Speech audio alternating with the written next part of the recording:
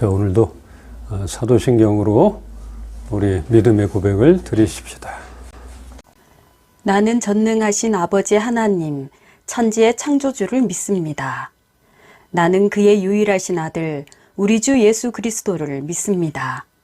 그는 성령으로 잉태되어 동정녀 마리아에게서 나시고 본디오 빌라도에게 고난을 받아 십자가에 못 박혀 죽으시고 장사된 지 사흘 만에 죽은 자 가운데서 다시 살아나셨으며 하늘에 오르시어 전능하신 아버지 하나님 우편에 앉아 계시다가 거기로부터 살아있는 자와 죽은 자를 심판하러 오십니다.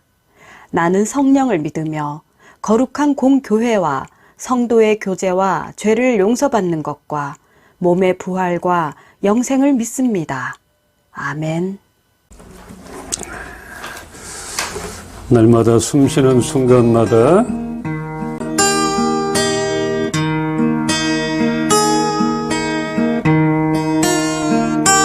날마다 숨쉬는 순간마다 내 앞에 어려운 일 보내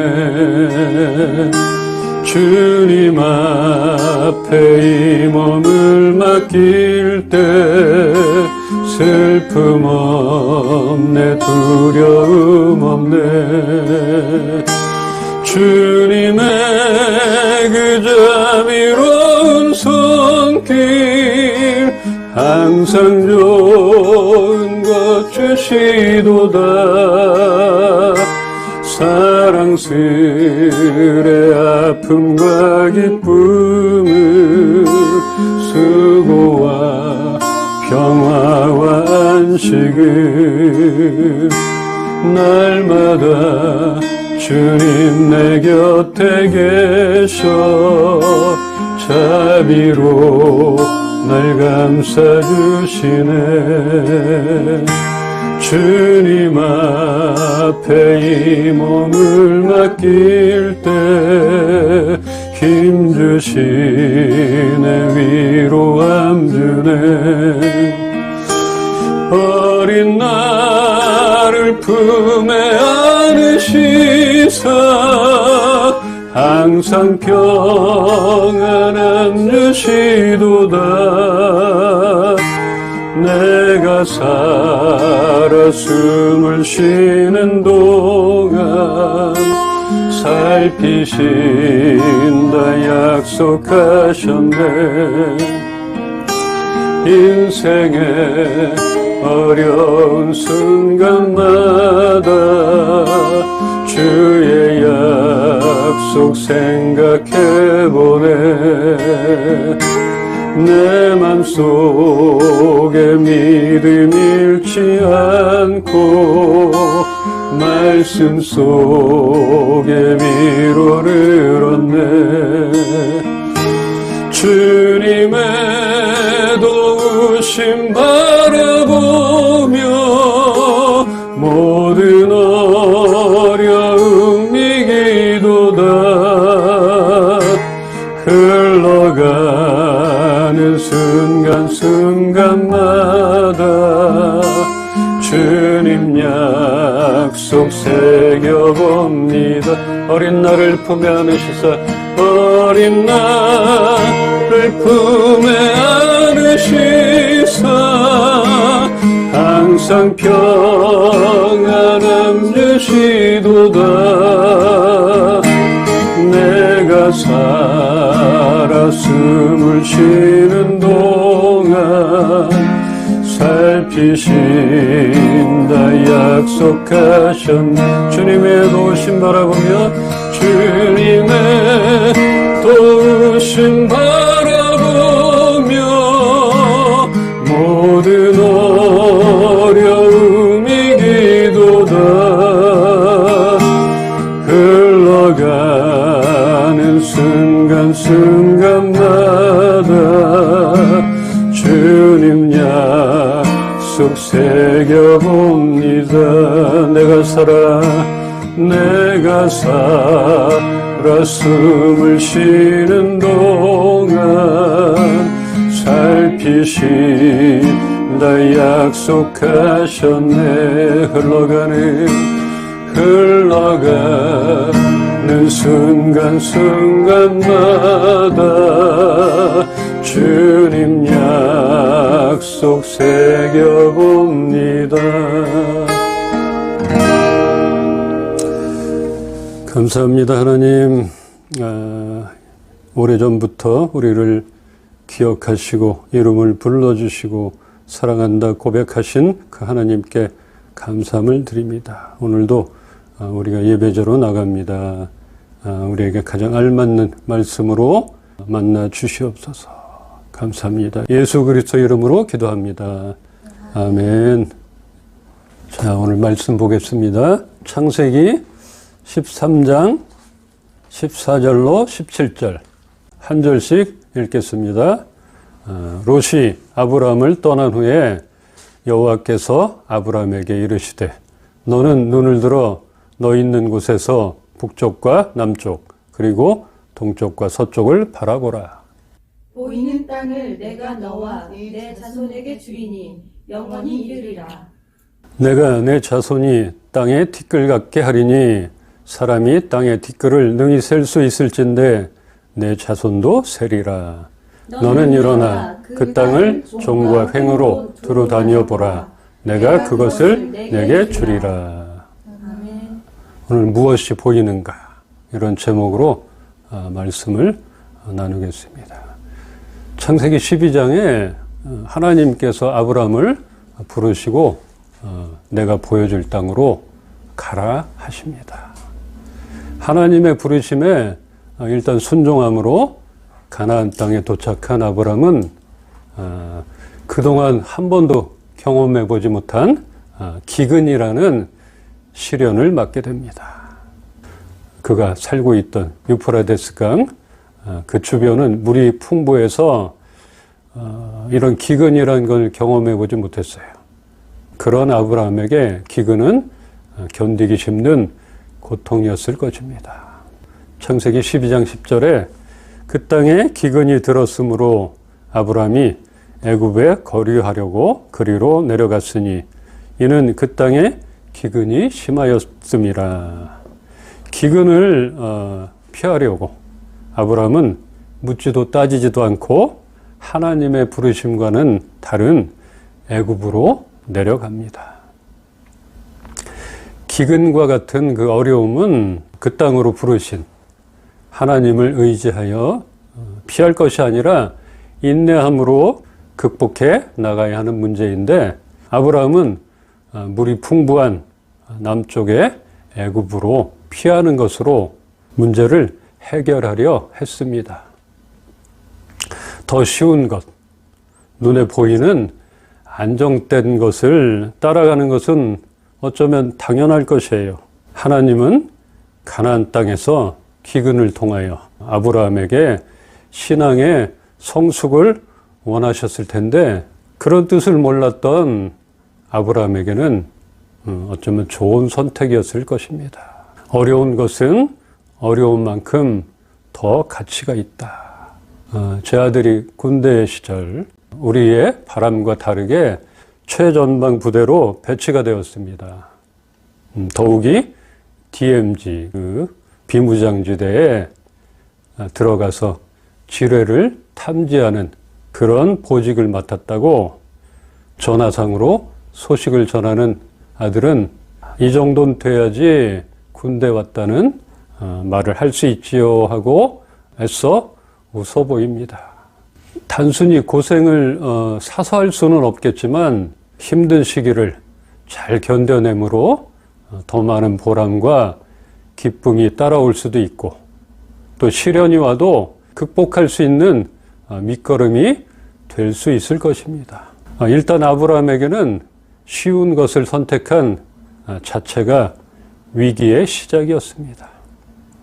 그렇게 애굽으로 내려간 아브라함은 나약하고 비겁함으로 아내를 빼앗기고 자손 번성의 사명마저 이를 위기와 갖은 고난의 길을 지나며 더욱 성숙된 신앙으로 가나안 땅에 다시 돌아오게 됩니다. 창세기 13장 3절로 4절. 그가 네게브에서부터 길을 떠나 베델에 이르며 베델과 아이 사이 곧 전에 장막 쳤던 곳에 이르니 그가 처음으로 제단을 쌓은 곳이라. 그가 거기서 여호와의 이름을 불렀더라. 아브라함은 새로운 시작을 하듯이 그가 처음으로 단을 쌓았던 곳으로 돌아왔고 거기서 그는 다시 여호와의 이름을 부르며 예배를 드립니다. 그는 하나님과 새로이 교통함으로써 자신의 그 연약함을 강하게 한 것입니다. 하나님은 그가 애굽으로 내려가 거짓의 땅에서 믿음을 벗어난 삶을 살았으나 다시 믿음의 은총 속에 돌이킬 준비를 하셨던 것이에요. 그 이후 아브라함은 어떤 시련 속에서도 그 약속의 땅 가나안을 떠나지 않고 하나님의 언약대로 믿음의 조상이 됩니다. 가나안으로 돌아와 재물이 늘어나고 새가 커지니 그 조카인 롯과의 마찰이 생기게 되는데 여기서 롯과의 갈등은 아브라함의 신앙을 더욱 연단시켜 줍니다. 다투기를 싫어하는 아브라함의 성격은 타협하는 쪽으로 마음을 잡고 분리를 결정합니다. 창세기 13장 8절 아브라함이 롯에게 이르되 우리는 한 친족이라 나나 너나 내 목자나 내 목자나 서로 다투게 하지 말자. 9절에 내 앞에 온 땅이 있지 아니하냐 나를 떠나거라. 내가 좌하면 나는 우하고 내가 우하면 나는 좌하리라.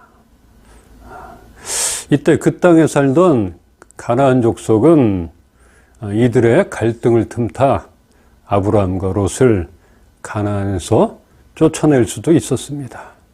이런 갈등과 위기를 볼 때 애굽 땅에서 거짓 믿음으로 살며 그 얻은 재물은 복의 원천이라기보다는 재난의 근본이었던 것입니다. 아브라함이 욕심을 부렸더라면 아마도 둘 다 가나안 땅에서 살아가지 못했을 것입니다. 애굽에서 많이 깎인 아브라함은 자신이 가장임에도 누릴 수 있는 그 기득권을 포기하고 지역 선택권을 조카인 롯에게 넘겨줍니다. 그가 롯에게 엄청난 양보를 한 것은 선한 뜻을 이루려 한 것이에요. 그러므로 믿음의 큰 결단인 이 사건에 물질적인 소득만을 바라본 롯은 아브람과 갈라설 수밖에 없었습니다. 분가하는 과정에서 롯은 물질적으로 풍요로운 곳을 선택한 반면 아브라함은 신앙적인 관점을 중요시했습니다. 아브라함은 하나님이 계신 곳이라면 어디라도 좋다는 신앙을 갖고 자신의 힘을 빼고 하나님께서 주시는 복을 소중하게 여기게 되었습니다. 아브라함은 그 롯에 대한 애정이 컸어요. 롯이 삼촌인 그 아브라함을 향한 하나님의 계획하심을 바라봤다면 아마 롯 역시 믿음의 조상의 원년 패밀리로 전해지지 않았을까 이렇게 생각이 됩니다. 13장 10절에 이에 롯이 눈을 들어 요단 지역을 바라본즉 소알까지 온 땅에 물이 넉넉하니 여호와께서 소돔과 고모라를 멸하시기 전이었으므로 여호와의 동산 같고 애굽 땅과 같았더라. 13절에 소돔 사람은 여호와 앞에 악하며 큰 죄인이었더라. 롯이 바라본 것은 하나님 없는 애굽 땅의 풍요로움이었습니다. 악한 것, 악한 길에서 떠나야 하는데 악이 가득한 곳으로 들어간 롯의 앞날이 눈에 선합니다. 롯이 스스로 자신의 눈을 들어 요단 땅을 바라본 것과는 대조적으로 아브라함은 하나님의 지시에 따라서 사방을 바라보며 종과 횡으로 그 땅을 두루 다녔습니다. 그 황무지 같은 땅이 바로 변한 것은 없어요. 그러나 결국은 그가 바라본 사방과 두루 다닌 그 땅이 그와 그의 자손에게 주어질 약속의 땅이 되었던 것입니다.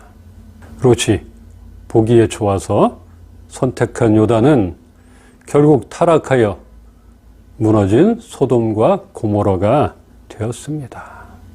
우리는 롯과 같은 잘못된 선택을 본받거나 반복하지 말아야 합니다.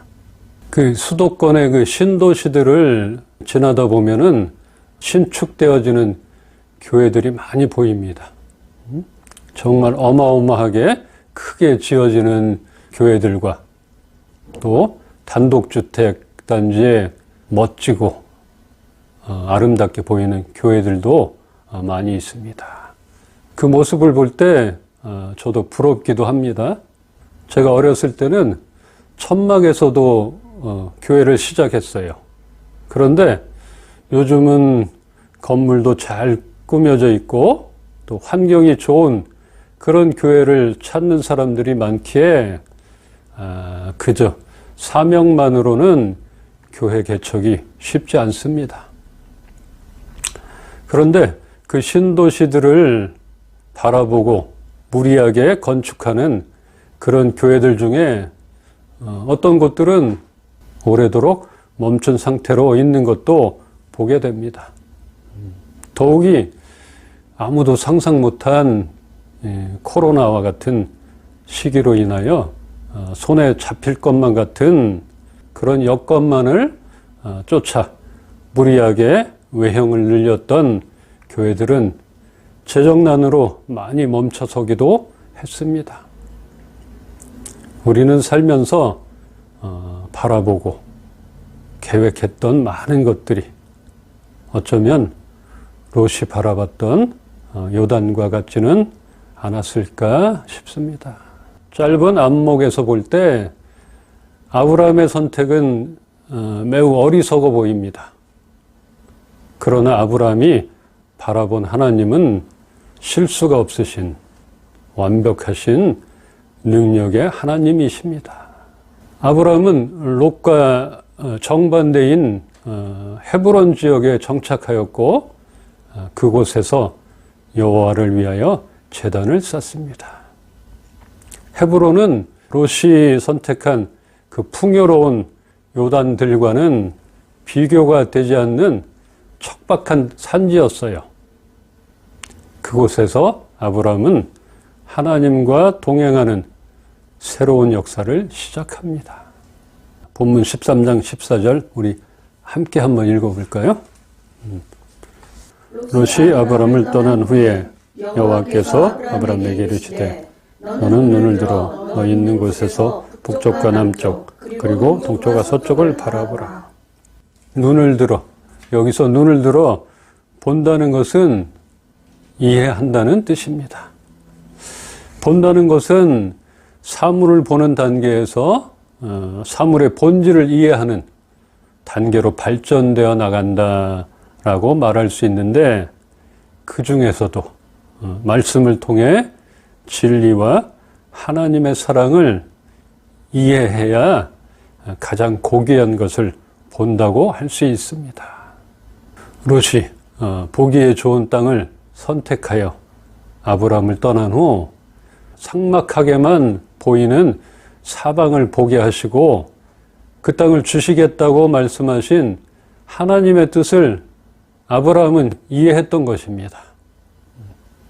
창세기 12장 2절에 내가 너로 큰 민족을 이루고 내게 복을 주어 내 이름을 창대하게 하리니 너는 복이 될지라.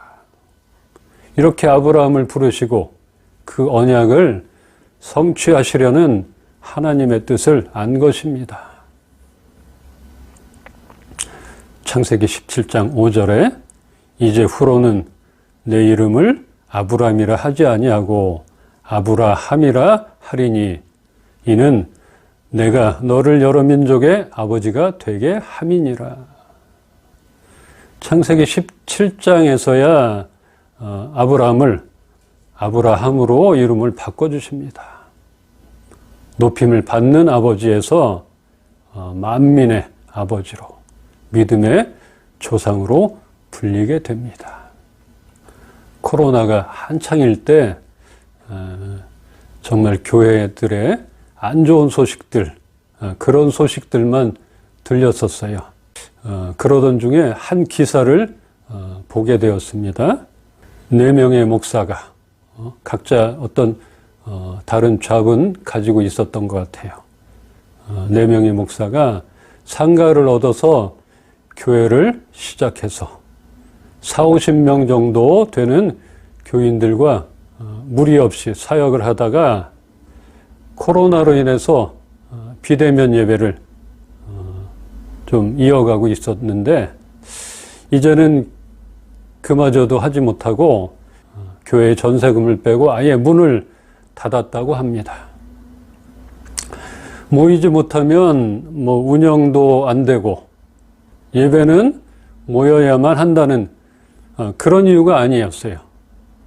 예배는 어디에서가 아니라 어떻게 드려져야 하는가가 중요하다 하면서 교회의 전세금을 빼서 코로나로 어려워진 교인들에게 1인당 기본소득으로 30에서 50만 원씩 지원을 해주고 있다는 그런 기사였습니다. 예배를 멈춘 것도 목회를 포기한 것도 아니었습니다.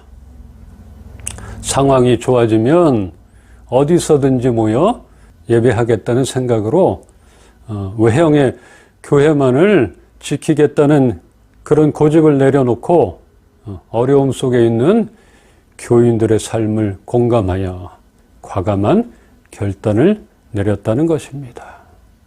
다른 일에서 재정을 충당하고 있다고는 하지만 이 교회의 목회자들은 아브라함이 보여준 것처럼 바른 신앙과 가치관을 정립했다는 생각이 듭니다. 사실 교회 건물이 없으니 교회 등록하는 서류적인 어려움이 있고 우리 교회만의 공간이 없으므로 뭐 하나 꾸미거나 행사를 하지 못하는 그런 불편한 것이 있긴 합니다. 그렇지만 우리 교회도 예배는 어디서가 아닌 어떻게 드려져야 하는지를 잊지 않으려 합니다. 우리 각자에게 하나님의 약속하심이 있습니다. 이미 받았을 수도 있고 그 약속이 이루어지는 과정 가운데 있을 수도 있습니다. 그 과정은 롯이 바라본 땅처럼 좋아 보이지만은 않을 것이에요. 어두운 터널을 걷고 걸어도 불빛이 보이지 않을 때 우리는 뒤를 돌아보게 됩니다. 조금만 더 가면 끝이 보일 텐데 말입니다. 이렇듯 앞이 보이지 않을 때 우리는 내 발의 등이 되시는 그분을 의지하고 신뢰하여 한 걸음씩 나아가야 할 것입니다. 우리의 인생은 우리의 선택으로 바뀌는 것이 아니고 약속의 근원이신 하나님을 바라보고 가느냐 아니냐에 달려 있습니다. 당장에 줄을 잘 서서 쉽고 빠른 방법을 찾았다면 그 서 있는 줄이 어떤 줄인가 다시 한번 확인하시길 바랍니다. 그 줄의 끝은 낭떠러지가 될 수도 있고 막다른 길이 될 수도 있습니다. 우리에게 오늘을 허락하시고 무엇을 바라봐야 할지를 알게 하신 그 하나님께 감사하며 약속 위에 굳게 서시길 주의 이름으로 축원합니다. 기도합시다. 이렇게 기도합시다. 하나님, 내가 무엇을 바라보고 있습니까? 눈에 보이는 것을 쫓아가고 있습니까? 내가 하나님을 바라보고 그 말씀을 따라가길 소망합니다. 다시 한번 고백하며 다짐하며 우리 주님께 고백하십시다. 우리 입술로 잠시만 고백하십시다.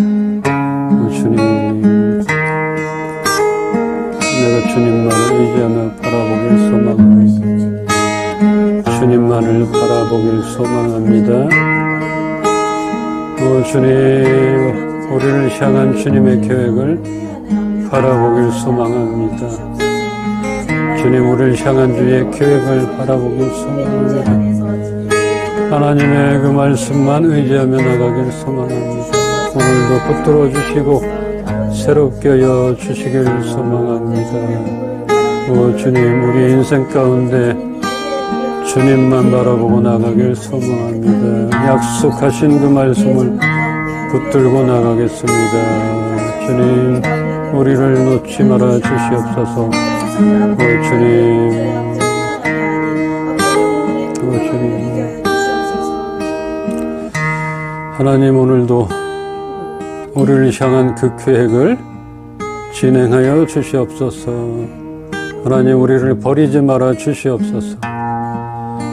하나님, 우리를 향한, 우리 각자를 향한 그 약속을 이루어 주시옵소서. 그 약속을 우리가 붙들고 나가겠습니다. 주님만을 의지하겠습니다. 하나님, 이 세상 가운데 주님을 의지하지 않고는 살아갈 수 없음을 다시 한번 고백합니다. 하나님, 많은 악한 것에서 또 하나님 잘못 보는 것 가운데서 잘못 선택하는 것 가운데 우리를 지켜주시옵소서. 보호하여 주시옵소서. 주님만을 의지하며 나가게 하여 주시옵소서. 주님 감사합니다. 주님 감사합니다. 날마다 우리는 연약하여지지만 우리에게 강함 되시는 그 주님께 날마다 나가는 우리 모두가 되게 하여 주시옵소서. 늘 새로움으로 우리를 단련시켜 주시고 흔들림 없게 우리를 잡아 주시옵소서. 악한 길에서 떠나게 하여 주시옵소서. 바라보지도 않게 하여 주시옵소서. 오늘도 주님께 귀한 예물을 드린 손길 가운데 축복하여 주시고 주님께서 차고 넘치게 채워 주시옵소서. 주 예수 그리스도의 은혜와 하나님의 사랑과 성령님의 교통하시고 인도하시고 보호하심이 오늘도 하나님을 바라보고 또 선한 싸움을 살아가길 소망하는 우리 이은빛 교회 성도님들 머리 위에와 또 주의 자녀들 머리 위에 이제로부터 영원토록 함께 계시기를 축원하옵나이다. 아멘. 아멘. 감사합니다. 주님, 우리 감사 박수 하십시다. 하나님, 주님만 높임을 받으시옵소서. 우리 또 한 주간 또 세상으로 나갑니다. 우리 선한 싸움을 살아가십시다. 선한 능력으로 찬양하십시다. 주 선한 능력으로 안으시네. 그 크신 팔로 날 붙드시네. 절망 속에도 흔들리지 않고 사랑하는 주 얼굴 구하리. 선한 능력으로 일어서리. 주만 의지하리. 믿음으로 우리 고대한에 주 오실 그날 영광의 새날을 맞이하리. 선한 능력으로 일어서리. 주만 의지하리. 믿음으로 우리 고대한에 주 오실 그날 영광의 새날을 맞이하리. 영광의 새날을 맞이하리. 승리의 새날을 맞이하리. 승리의 새날을 맞이하리. 자, 다음 주에 보십시다. 샬롬.